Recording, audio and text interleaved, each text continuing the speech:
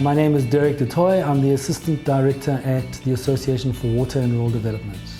The Olifants catchment is part of the Limpopo Basin. So it's a big basin that occurs in the northeastern part of South Africa, but the Limpopo Basin is shared with 4 different countries: Botswana, Zimbabwe, Mozambique and South Africa.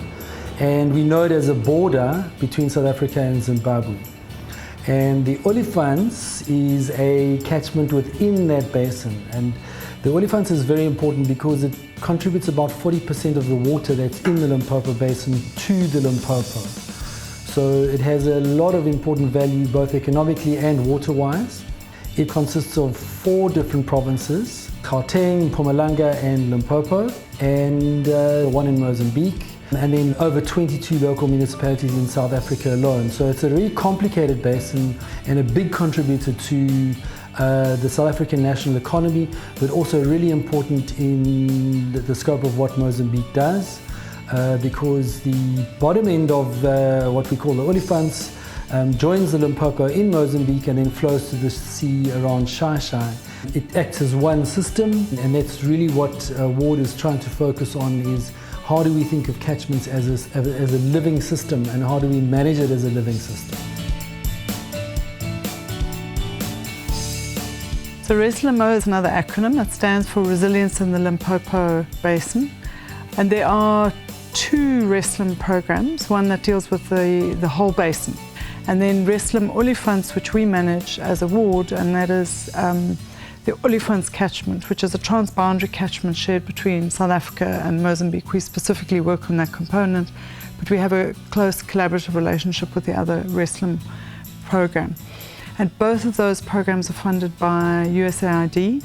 They were started in 2013 with the express idea of trying to address degradation in the wider Limpopo Basin, and then specifically in the Olifants. And the idea is really through transboundary initiatives to try and address that degradation. There are lots of things going on there that have over the years resulted in the system becoming quite degraded. And of course this doesn't happen overnight. This is many, many decades of planning that hasn't been appropriate, things that have gone on there maybe not regulated. And at the end of the day, we've just let things get a bit out of hand, and this resilience focused program is really trying to reverse some of that stuff and say how can we actually look at what's on the table, try to get the stakeholders and people and residents of that catchment to work together, and then turn it around and do something better. Because if we leave it the way that it's going, it looks like we will be in quite deep trouble in the next couple of years. So it's important that we pay attention right now. I'm Eddie Riddell. I'm the Water Resources Manager in the Kruger National Park. In Kruger National Park, we practice integrated water resource management. That primarily means we interact with stakeholders in the catchments that drain into the Kruger National Park, of which we have 5 perennial rivers. So it's our government departments, the Department of Water and Sanitation, the catchment management agencies and water users, such as water user associations, water boards, as well as our local communities adjacent to the Kruger National Park.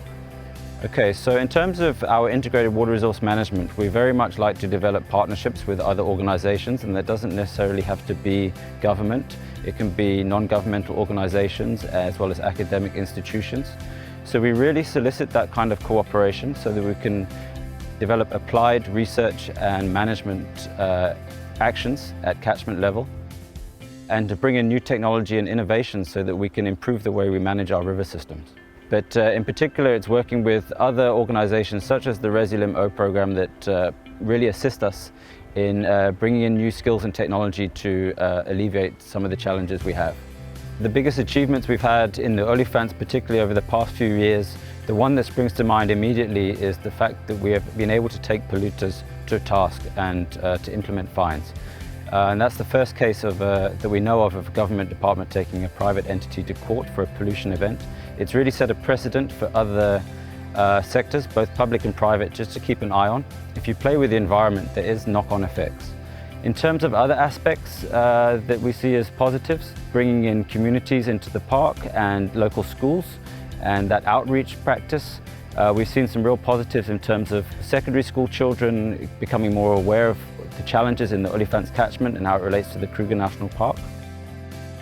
Other positives that we're showing in terms of river flow, if we look at this drought, which if you compare it to the previous droughts in the region, could actually be worse.